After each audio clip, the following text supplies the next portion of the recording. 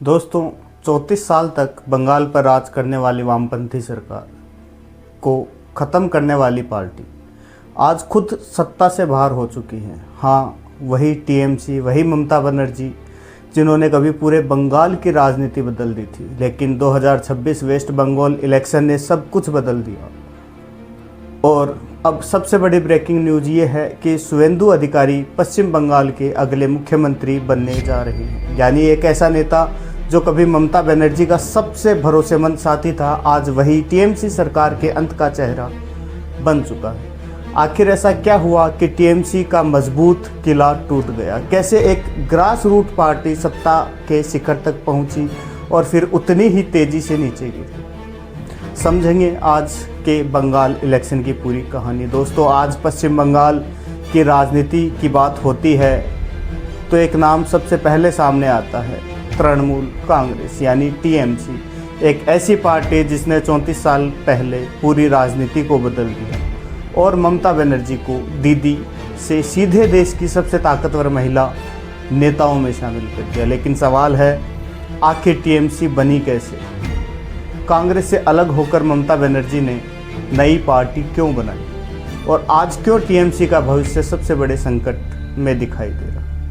आज की वीडियो में हम टीएमसी का पूरा इतिहास जानेंगे, शुरुआत से लेकर अंत तक। नमस्कार दोस्तों, मैं हूं आरजे अक्षय और आप देख रहे हैं geopolitics by RJ Akshay. Video को आखिर तक जरूर देखें क्योंकि आज हम सिर्फ राजनीति नहीं बल्कि बंगाल की पावर स्टोरी को समझने वाले हैं।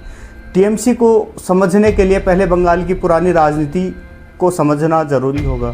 बात है 1977 से 2011 के बीच की। पश्चिम बंगाल पर लेफ्ट फ्रंट यानी वामपंथी दलों का राज था। सबसे बड़ी पार्टी थी कम्युनिस्ट पार्टी ऑफ इंडिया यानी मार्क्सिस्ट यानी सीपीआईएम और मुख्यमंत्री थे ज्योति बसु, फिर बुद्धदेव। लगातार 34 साल तक कम्युनिस्ट गवर्नमेंट में से एक मानी जाती रही। शुरुआत में लेफ्ट फ्रंट को जनता का बहुत सपोर्ट मिला क्योंकि ज़मीन पर सुधार, किसानों को अधिकार देना, गरीब वर्ग को फ़ायदा देना, ये सभी उनकी सरकार में किया गया। लेकिन उद्योग धीरे धीरे कम होने लगे, बेरोजगारी बढ़ने लगी, राजनीतिक हिंसा होने लगी, कैडर कल्चर मजबूत हो गया और धीरे धीरे जनता बदलाव चाहने लगी। इसी दौर में राजनीति में उभर कर आती है ममता बनर्जी। ममता बनर्जी शुरुआत में कांग्रेस पार्टी में थी।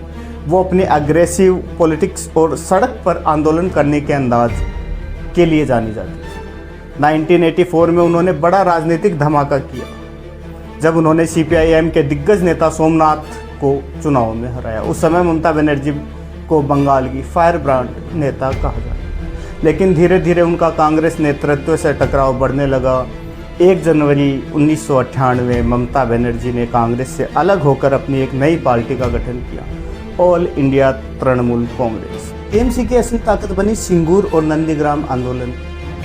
2006-07 में वेस्ट बंगाल सरकार ने इंडस्ट्रियल प्रोजेक्ट के लिए किसानों की जमीन हड़पने की कोशिश की। सिंगूर में टाटा नैनो प्रोजेक्ट आया, लेकिन कई किसानों ने आरोप लगाया कि उनकी जमीन जबरदस्ती ली जा रही। ममता बनर्जी ने इसे एक बड़ा मुद्दा बनाया। फिर नंदीग्राम में भी जमीन अधिग्रहण को लेकर हिंसक आंदोलन।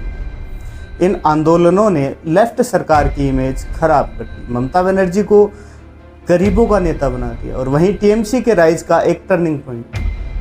2011 वेस्ट बंगाल इलेक्शन हुए और इतिहास बदल गया। टीएमसी ने कांग्रेस के साथ मिलकर चुनाव लड़ा और 34 साल पुरानी लेफ्ट सरकार को हरा दिया।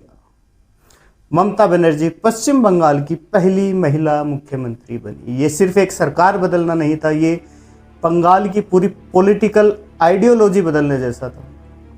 2011 के बाद टीएमसी बंगाल की सबसे बड़ी ताकत बनी। ममता बनर्जी ने कन्याश्री, सबूज साथी, लक्ष्मीर बंदर जैसी वेलफेयर स्कीम शुरू की। ग्रामीण इलाकों में टीएमसी की पकड़ बहुत मजबूत हो गई। धीरे धीरे कांग्रेस कमज़ोर होती गई और सीधा सीधा इसका यह असर हुआ कि बीजेपी वर्सेस टीएमसी एक राइवलरी बन गई क्योंकि कांग्रेस तो कभी बंगाल में रही। 2014 के बाद बंगाल में बीजेपी ने तेजी से आगे बढ़ने का काम किया। कारण Hindutva, political, illegal immigration, corruption allegation, TMC cadre violence के आरोप। 2019 लोकसभा चुनाव में बीजेपी ने बंगाल में शानदार बढ़त हासिल। 2021 असेंबली में भी पूरी ताकत लगाई, लेकिन ममता बनर्जी ने खेला होवे कैंपेन चला और टीएमसी को बहुत बड़ी जीत मिली। टीएमसी सरकार पर समय समय पर कई आरोप लगे हैं, करप्शन के लगे हैं, टीचर रिक्रूटमेंट स्कैम के लगे हैं, कॉल स्कैम लगे हैं, कैटल स्मगलिंग एलिगेशन लगे हैं। अपोजिशन ने खूब आरोप लगाए हैं, पॉलिटिकल वायलेंस के भी आरोप लगे हैं। बंगाल में डेमोक्रेसी कमज़ोर हो रही है, इस बात को माना जा सकता है। हालांकि टीएमसी इन आरोपों को राजनीतिक साजिश ही बोलती रही है। कहानी में ट्विस्ट जब आता है तब शुवेंदु अधिकारी, जो कभी ममता बनर्जी के सबसे करीबी नेताओं में माने गए, उन्होंने टीएमसी छोड़ दी और बीजेपी ज्वाइन की। ये टीएमसी के लिए बहुत बड़ा झटका था, क्योंकि 2021 इलेक्शन में शुवेंदु अधिकारी ने खुद ममता बनर्जी को नंदीग्राम में हराया। यहीं से बंगाल पॉलिटिक्स पूरी तरह बदलने लगी और बीजेपी का जो ग्राउंड है वो कवर होने लगा। अब बात 2026 के इलेक्शन की करें तो इस बार बीजेपी ने corruption, teacher scam, unemployment, Hindu vote consolidation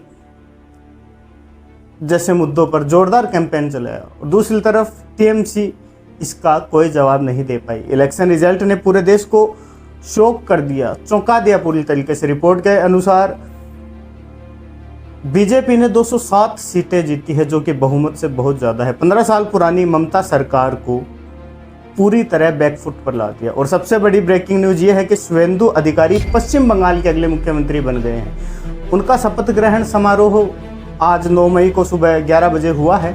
उनके साथ और भी कई सदस्यों ने शपथ ग्रहण की है, जिसमें दिलीप घोष है, अग्निमित्रा पोल, अशोक कीर्तनिया, खुदीराम टुडू, नीतीश। सोचिए, जिस नेता ने टीएमसी का उदय करवाया, नंदीग्राम आंदोलन में ममता बनर्जी का साथ दिया, लेफ्ट को हराया, आज वही नेता टीएमसी सरकार के अंत का चेहरा बना। यह बंगाल पॉलिटिक्स का सबसे बड़ा आयरनी माना जा सकता है।